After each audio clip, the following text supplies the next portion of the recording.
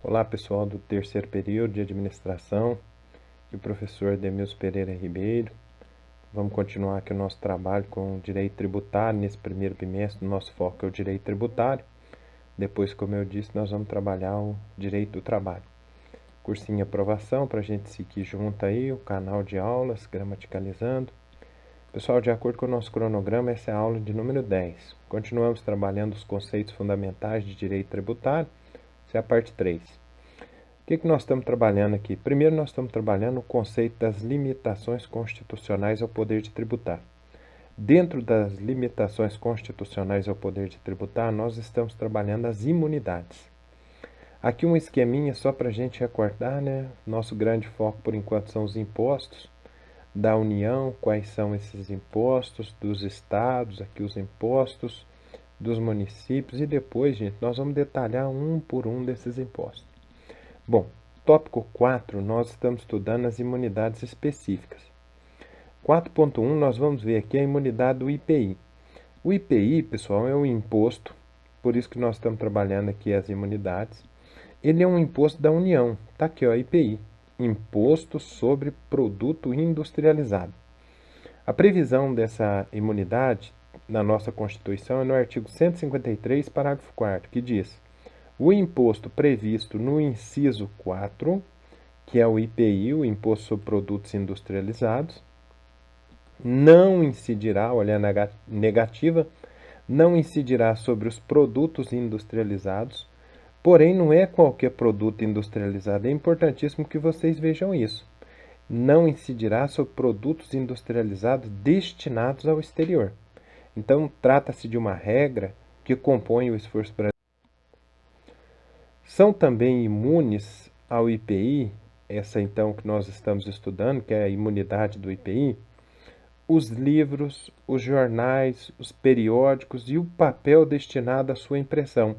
Então, essa imunidade nós estudamos ela lá no artigo 150, inciso 4 também, a linha D. O ouro, e aí o ouro vocês têm que tomar cuidado, tem uma pegadinha aqui, uma casca de banana de concurso, que é o seguinte: o ouro, ativo financeiro ou instrumento cambial, e não esse ouro que nós usamos como insumo da produção de joias. É o ouro como ativo financeiro ou instrumento cambial, a previsão no artigo 153, parágrafo 5º da Constituição. Também a imunidade do IPI incide sobre a energia elétrica, derivados de petróleo, combustíveis e minerais no país. Também está previsto lá na Constituição, no artigo 155, parágrafo 3º. Agora, olha essa observação 4 aqui para vocês ficarem bem atentos. O ouro é encontrado na economia basicamente de duas formas, gente. Como mercadoria, joia, por exemplo, não há imunidade, ok? Então, não há imunidade. Agora, como ativo financeiro, ele é sujeito apenas ao IOF, o Imposto sobre Operações Financeiras. Observação número 5 aqui, sobre a energia elétrica. Os derivados de petróleos, combustíveis e minerais no país somente incidirão 3 impostos: o imposto de importação, o imposto de exportação e o ICMS, o Imposto sobre Circulação de Mercadorias e Serviços.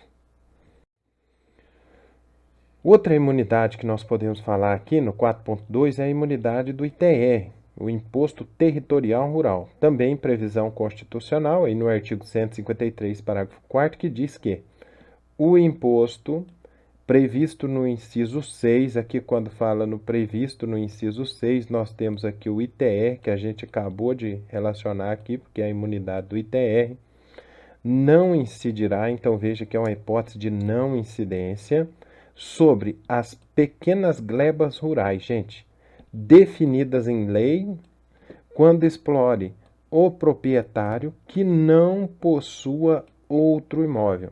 Então, a lógica aqui é imunizar o que, pessoal? A economia familiar. Essa isenção está prevista na Lei 9.393 de 96. Lá no artigo 3º da Lei 9.393 de 96, diz o seguinte: são isentos do imposto o conjunto de imóveis rurais de um mesmo proprietário, cuja área total observe os limites fixados no parágrafo único do artigo anterior, desde que cumulativamente o proprietário. Então imagina que tem um pai e ele tem ali 2, 3 filhos, seus netos, né, um conjunto de casas ali naquela pequena gleba de terra. Ele naturalmente ele tem que incorrer nos seguintes requisitos. Ele tem que explorar só ou com sua família, admitida a ajuda eventual de terceiros, e ele não pode possuir outro imóvel urbano para que ele mantenha essa imunidade. Essa isenção, pessoal, ela foi criada na realidade para corrigir uma injustiça que foi gerada pelo dispositivo constitucional. A injustiça é criada para outros proprietários que não conseguem se enquadrar nessa regra, por terem mais de uma propriedade rural, mesmo quando a soma é menor do que uma pequena gleba de terra.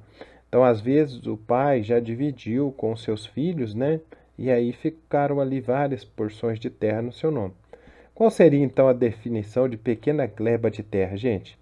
Nós temos a previsão legal no artigo 2º da Lei 9.393/96, que diz que, nos termos do artigo 153, parágrafo 4º da Constituição, infine, o imposto que nós estamos falando aqui, que é o ITR, o Imposto Territorial Rural, ele não incide sobre pequenas glebas de terra, pequenas glebas rurais, assim como diz na Constituição, quando as explore só ou com sua família, o proprietário não possui outro imóvel. Parágrafo único. Para os efeitos deste artigo, pequenas glebas rurais são imóveis com área igual ou inferior a 100 hectares, se localizado no município compreendido na Amazônia Ocidental, no Pantanal Mato-Grossense ou Sul-Mato-Grossense, 50 hectares, se localizado em município compreendido no Polígono da Seca ou na Amazônia Oriental, 30 hectares, se localizado em qualquer outro município. Ok? Então são limites para que a gente possa identificar que é uma pequena gleba de terra e que ela vai ser imune ao ITR. Terceira imunidade que a gente vai estudar, gente, é a imunidade do ICMS, que a gente vai estudar ainda detalhadamente, mas o ICMS, esse imposto de circulação sobre mercadoria e serviços, ele é um imposto estadual, então é de competência dos estados a instituição do ICMS, tá certo? Só que veja bem, mais uma vez foi criado para proteger as exportações. Então nós vamos ter aqui um imposto estadual, mas cuja imunidade ela vai ser criada pela União. Ok? Então veja que a previsão constitucional aqui é nesse sentido, artigo 155, parágrafo 2º, que diz: o imposto previsto no inciso 2º, que aí é o ICMS, atenderá ao seguinte, ó, não incidirá, negação, sobre as operações que destinem mercadorias para o exterior. Então vai beneficiar as exportações para fortalecer a economia brasileira, nem sobre os serviços prestados a destinatários no exterior, assegurada a manutenção e o aproveitamento do montante do imposto cobrado nas operações e prestações anteriores. Observação número 6 aqui, gente. Manutenção e aproveitamento do montante do imposto cobrado nas operações e prestações anteriores, ou seja, nós temos uma cadeia de consumo. Então, enquanto essa cadeia estiver dentro do território nacional, essa cadeia ela vai ser tributada dentro do território nacional. Quando ela for sair para fora e aí ocorrer realmente a exportação desse produto, desse serviço, aí não haverá tributação. Então vamos ver um estudo de caso bem simples aqui. Imagina uma empresa compra uma mercadoria por R$ 1.000 com ICMS de 18%. Portanto, o ICMS dessa mercadoria equivale a R$ 180. Em sua contabilidade, a empresa ela registrará um crédito de R$ 180. Após, ela vende essa mercadoria por R$ 2.000, também com a incidência de ICMS. Portanto, o ICMS de 2.000 é R$ 360. Portanto, ela vai recolher para o fisco apenas R$ 180. Por quê? Porque aquele 180, no que se refere à exportação, ela era imune, corresponde à diferença. No entanto, no que se tratar aqui de exportação, a regra acima mencionada faz com que não haja incidência do ICMS. Portanto, na saída o valor do ICMS é zero. Então, se é destinado à exportação, é zero. Ao verificar o artigo 155, parágrafo 2º, inciso 2, é possível verificar que para uma empresa use o crédito de ICMS, é preciso que o ICMS na entrada e crédito na saída. A consequência, gente, seria anular o crédito de R$ 180. No entanto, o sentido da Constituição é o quê? É estimular as exportações brasileiras. Portanto, a regra do artigo 150, parágrafo 2º, inciso 5, ela é excetuada pelo artigo 155, parágrafo 2º, inciso 10, a linha A. Agora vamos trabalhar aqui um pouco, pessoal, a 4.3.2, os combustíveis e lubrificantes derivados de petróleo e energia elétrica. A previsão constitucional está onde? No artigo 155, parágrafo 2º, que diz o quê? Que o imposto previsto no inciso 2 atenderá ao seguinte: não incidirá, então veja que não incidirá, é uma imunidade, sobre as operações que destinem a outros estados petróleo, inclusive lubrificantes, combustíveis líquidos e gasosos, deles derivados e energia elétrica. A imunidade aqui prevista, eu quero que vocês prestem bastante atenção, é aplicável basicamente dois tipos de mercadoria. Qual que é o primeiro? É o petróleo, seus derivados, lubrificantes e tudo mais que está dentro dessa cadeia, e a energia elétrica. Qual que é a justificativa aqui, pessoal? A justificativa para esse tratamento tributário diferenciado, nós podemos elencar aqui dois aspectos. Primeiro, são mercadorias que poucos estados produzem e todos consomem em grande quantidade. Então aqui nós teríamos que ter aqui uma balança proporcional, né? Se nós temos poucos estados produtores e muitos consumidores, a gente tem que equilibrar essa balança para não haver aqui um problema econômico muito grave. Outro importante é o seguinte: a matriz energética brasileira, gente, a energia elétrica ainda é essencialmente hidrelétrica. O potencial hidrelétrico dos nossos rios pertence à União. Então, a União é detentora desse potencial. Assim como o petróleo tem propriedade diferente da do solo. Portanto, nos dois casos, os recursos pertencem à União, além das empresas que exploram serem criadas com os recursos brasileiros. Então, veja o caso do petróleo, por exemplo. Nós temos a Petrobras, né? A Petrobras, ela tem, por intermédio da União, ela tem um monopólio do petróleo. E isso gera no mercado uma problemática muito grande em termos econômicos. Então, essa tributação aqui, ela acaba equilibrando esses aspectos do mercado, que se deixar, esses aspectos do mercado acabam contaminando, de certa forma, esse movimento econômico, gente. Bom, então vamos ver. Na operação interestadual, os valores do ICMS, então se eu tenho uma mercadoria que sai do estado de Minas Gerais e vai para São Paulo, essa operação interestadual, os valores do ICMS correspondentes à alíquota interestadual ficam na origem. Isso faria com que houvesse uma gigantesca concentração de arrecadação dos estados produtores, sendo que os recursos pertencem à União e são explorados por empresas criadas com recursos de todos os brasileiros. Como eu disse para vocês, é o caso da Petrobras. Imagina o estado do Rio de Janeiro, né? Que é o grande centro produtor de petróleo. O estado do Espírito Santo e depois alguns, por exemplo, São Paulo, né? A Bacia de Campos. Esses estados, eles iam concentrar essa tributação de uma maneira gigante. Tanto que nós temos a repartição dos royalties do petróleo em relação a todos os estados, até aqueles que não produzem. Então, segundo o STF, a norma não foi criada para beneficiar os consumidores, mas os estados de destino, repartindo receita. Aí eu coloquei algumas decisões aqui que são importantes que vocês conheçam. Então, essa primeira decisão do STF diz: ICMS, que é o que nós estamos estudando, sobre lubrificantes e combustíveis líquidos e gasosos, derivados do petróleo, nas operações interestaduais, que são aquelas de um estado para outro. A imunidade que nós estamos estudando é aquela do artigo 155, parágrafo 2º, inciso 10, a linha B da Constituição, que diz o seguinte: o benefício fiscal, que não foi instituído em prol do consumidor, mas instituído em prol de quem? Do estado de destino dos produtos em causa, ao qual caberá em sua totalidade o ICMS sobre eles incidente, desde a remessa até o consumo. Consequente descabimento das teses de imunidade e inconstitucionalidade dos textos legais com que a empresa consumidora dos produtos em causa pretendeu obviar, no caso, a exigência tributária do Estado de São Paulo, porque é um Estado produtor. Estado produtor, ele quer arrecadar o tributo, ele não quer deixar que esse tributo vá para o estado de destino. Só que isso desequilibra muito a balança econômica, por isso todo esse cuidado na arquitetura tributária nacional.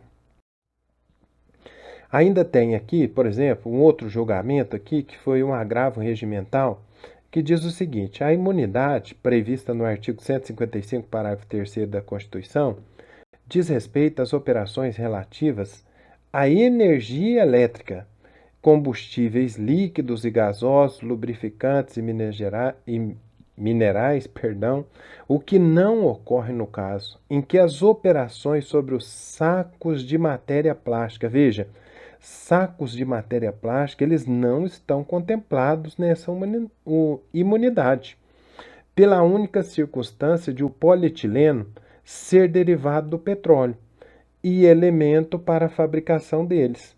Não são, evidentemente, operações referentes a combustível líquido, como é o petróleo. Então veja que a imunidade é para o petróleo e não para todos os seus derivados, que nós bem sabemos, os derivados do petróleo são infinitos. Aqui a preocupação é com um insumo do Parque Industrial Nacional, que é combustível.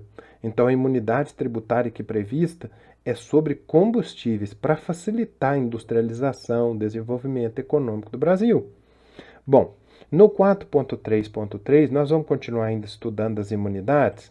Agora vamos observar o seguinte, ó, não incide, então é imune, sobre o ICMS. O ICMS não vai incidir. Eu já falei e vou repetir para vocês. Livros, jornais, periódicos e o papel destinado à sua impressão, nós estudamos. Não incide sobre esses o imposto que nós estamos estudando, que é o ICMS. O ouro também eu falei ali para vocês e detalhando mais uma vez. O ouro ele tem duas formas de ser apresentado no mercado de consumo. Eu posso ter o ouro consumido através de joias, né, através de adereços. Esse ouro ele vai ser tributado. Agora, quando nós falamos aqui na imunidade, nós estamos nos referindo ao ouro como ativo financeiro ou instrumento cambial. Então, se você for no Banco do Brasil, quiser guardar o seu dinheiro em reservas de ouro, você vai lá comprar uma certa quantidade, barrinhas de ouro. O mercado ainda age dessa maneira. Então, ele como ativo financeiro, o ouro ele é imune à tributação do ICMS. Outro aspecto importante aqui é a radiodifusão sonora, de sons, imagens e de recepção livre e gratuita, ou seja, o rádio e as TVs abertas, de acordo com o artigo 155, parágrafo 2º, inciso 10, a linha D da Constituição, sobre esses veículos de comunicação também não incide o ICMS. Isso para favorecer a comunicação, né? E principalmente porque são meios de comunicação que nós chamamos de meios de comunicação em massa, a difusão da cultura. Então aqui a intenção do legislador é beneficiar a propagação da cultura, é o desenvolvimento cultural da nação. Bom, agora no 4.4, o que nós vamos estudar? As imunidades nos eventos societários. Lembrar um pouquinho aqui de direito empresarial, quando nós estudamos o direito empresarial. Quando nós estudamos o direito empresarial, aí tinha a parte que nós estudamos lá do direito societário, que é quando nós estudamos as espécies, né, de empresa que nós temos no Brasil. Bom, a função dessa imunidade que nós estamos vendo neste momento, que é a imunidade nos eventos societários, é não criar um obstáculo às operações realizadas de criação, extinção e fusão de empresas, se transformando em um fato gerador de ITBI, que é o Imposto de Transmissão de Bens Imóveis. Então nós vemos muito, né, a fusão de grandes empresas, nós vimos, por exemplo, até a fusão de grandes bancos. Itaú Unibanco fundindo. Nós vimos aqui no Brasil a Seara e a Perdigão fundindo e criando a BR Foods. Todas essas fusões, gente, elas criam uma transmissão muito grande de empresas, né, de imóveis dessas empresas. Se toda essa fusão gerar o pagamento do ITBI, o prejuízo dessa fusão vai ser muito grande. Então, nós temos uma previsão constitucional.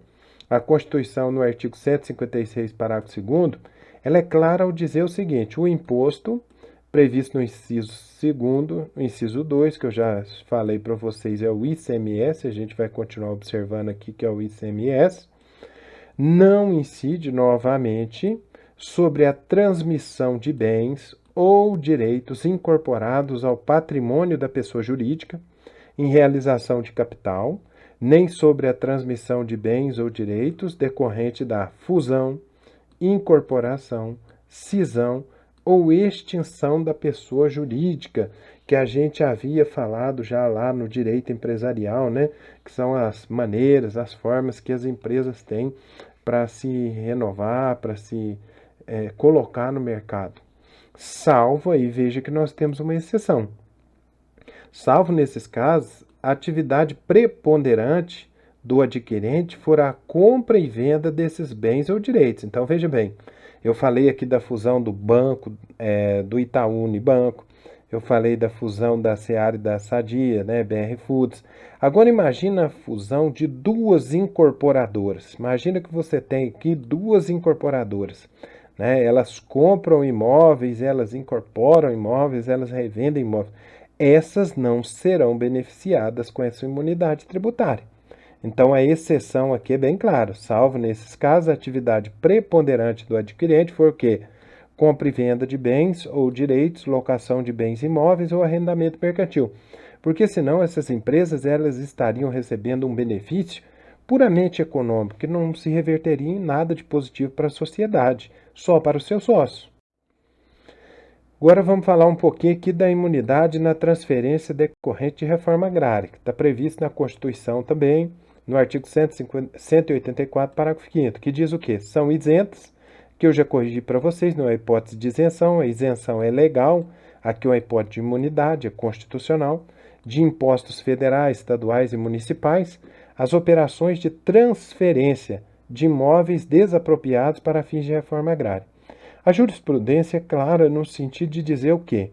A não incidência tributária ela não beneficia o terceiro adquirente dos títulos da dívida agrária. Porque no Brasil, vocês bem sabem, que a reforma agrária ela é feita muito, né, economicamente por esse incentivo que a União ela emite os títulos da dívida pública, especialmente vinculada à dívida agrária. 4.6, pessoal, vamos trabalhar aqui as imunidades em relação a emolumentos. A previsão constitucional é no artigo 5º, que diz que todos são iguais perante a lei, é o princípio da igualdade, sem distinção, aqui para evitar qualquer forma de crime, né, de crimes de discriminação, sem distinção de qualquer natureza, garantindo-se aos brasileiros e aos estrangeiros residentes no Brasil a inviolabilidade do direito à vida, à liberdade, à igualdade, à segurança, à propriedade nos termos da lei. Aí no artigo 5º, que é o chamado rol dos direitos fundamentais da Constituição, nós temos aqui o inciso 76, que diz o seguinte: são gratuitos para os reconhecidamente pobres, na forma da lei, o registro civil de nascimento. Então imagina, né, nasceu uma criancinha, o pai vai lá registrar. Esse registro ele é gratuito, só que tem que tomar cuidado, tem que se reconhecer como pobre. E outra coisa, além disso aqui, se você um dia precisar de uma segunda via desse registro, não vai ser incidente essa imunidade. A certidão de óbito, imagina que um pai faleceu, os filhos vão lá, né, expedir lá no cartório a certidão de óbito. Então é uma imunidade tributária, reconhecimento do que é pago pelo que o cartório é uma taxa. E a Constituição proíbe essa cobrança, gente. Então, nós estudamos já um pouquinho da taxa. Segundo o STF, a certidão de nascimento é a matriz de todos os outros documentos. Portanto, obter a certidão de nascimento é um ato necessário ao exercício da própria cidadania, pessoal. Pessoal, aqui nós já chegamos nas referências que a gente tem aqui para poder estudar a nossa matéria, se vocês quiserem. Mas, como sempre falo para vocês, pessoal, é importantíssimo que vocês construam os esquemas de memorização de vocês. Porque por mais que vocês peguem uma apostila, um livro, o mais importante de tudo é você construir o seu material de estudo. Pessoal, essa é a nossa aula. Espero que vocês pausem, leiam, estudem, né? Coloquem a audioaula aí. E à medida que vocês forem ouvindo, olhando o material, nosso caderno de estudo, tudo vai esclarecendo. Usem o recurso de pausar, voltar, repetir quantas vezes for necessário. Tá joia, pessoal? Um abraço, fiquem com Deus, estudem bastante. Até a nossa próxima aula.